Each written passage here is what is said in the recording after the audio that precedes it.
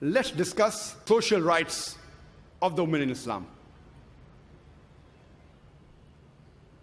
I have broadly divided the social rights of women in Islam into 4 subcategories.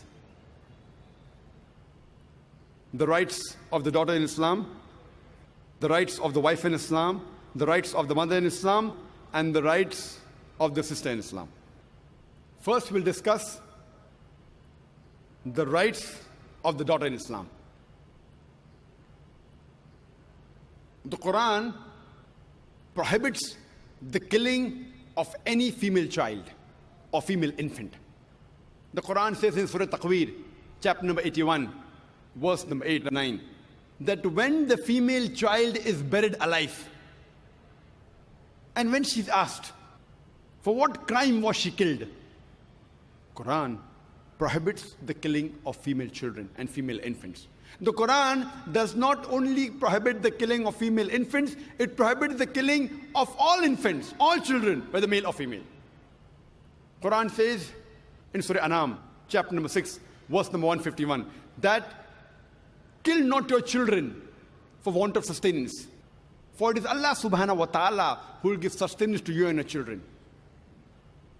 Allah repeats the message in Surah Isra, chapter number 17, verse number 31. Kill not your children for want of sustenance, for it is Allah subhanahu wa ta'ala who will give sustenance to your children and you. For killing of children is a major sin. There was a program that came on BBC. The name of the program, Assignment, and the title was Let Her Die. There was a British reporter by the name of Emily Beckonen, who comes from UK and does a survey of India, and she says that every day more than 3,000 fetuses are being aborted in India after they are identified that they are females. If you multiply this figure by 365, the number of days in a year, you get a total of more than 1 million fetuses are being aborted in India alone after they are identified that they are females. And according to the Tamil Nadu government hospital report, it says out of 10 female children born alive in the Tamil Nadu government hospital, 4 are put to death. And there are big billboards and hoardings in states such as Rajasthan and Tamil Nadu saying, spend 500 rupees and save 500,000 rupees. Indicating, spend 500 rupees and do the ultrasonography. Identify that the child you're carrying is a female and abort her and save the couple of lakhs in upbringing her and the balance few lakhs in dowry. Spend 500 rupees and save 500,000 rupees. Very good bargain. Because of this evil practice of female infanticide and female feticide, you find the sex ratio in India, it is imbalanced. According to the census of 1901,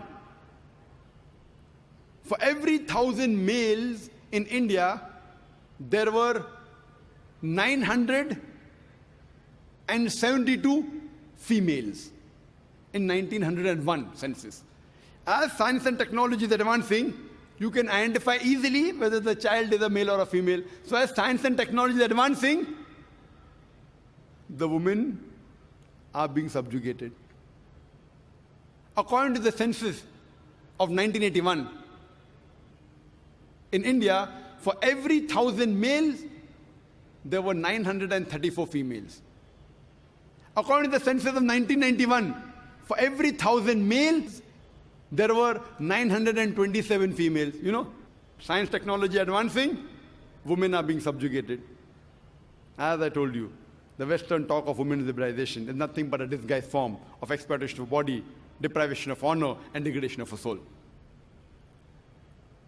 If this evil practice of female infanticide and female feticide stops, even in India, in the next few decades, the male and the female ratio, inshallah, would become equal. Allah subhanahu wa ta'ala, our great almighty God, does not only prohibit the killing of female children, It even rebukes the thought of a person becoming sad at the news of a female child.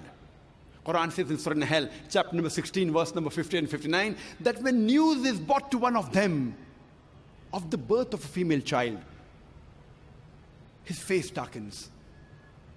And he's filled with inward grief. And he starts thinking that should he let her live in contempt or should he bury her alive? Ah, what an evil thought. The Quran rebukes the thought of a person becoming sad at the news of a birth of a female child. Leave aside killing, even becoming sad at the news of a birth of a female child. Allah subhanahu wa ta'ala does not like it. He rebukes it. Our beloved Prophet Muhammad sallallahu alaihi wasallam, he said, it's mentioned in Sahih Hadith, volume number 4. The beloved Prophet said that anyone who upbrings two daughters with love and affection till they grow up, they'll be as close to me as these two fingers on the day of judgment. And he kept both his two fingers together. There's another Sahih Hadith in which the Prophet said that anyone who upbrings two daughters with love and affection till they grow, they shall enter Jannah. Our beloved Prophet Muhammad sallallahu alaihi wasallam, he did not only talk about equality, he actually practiced it. Once there was a man who kissed his son and placed him on one of his laps, but did not do the same for his daughter.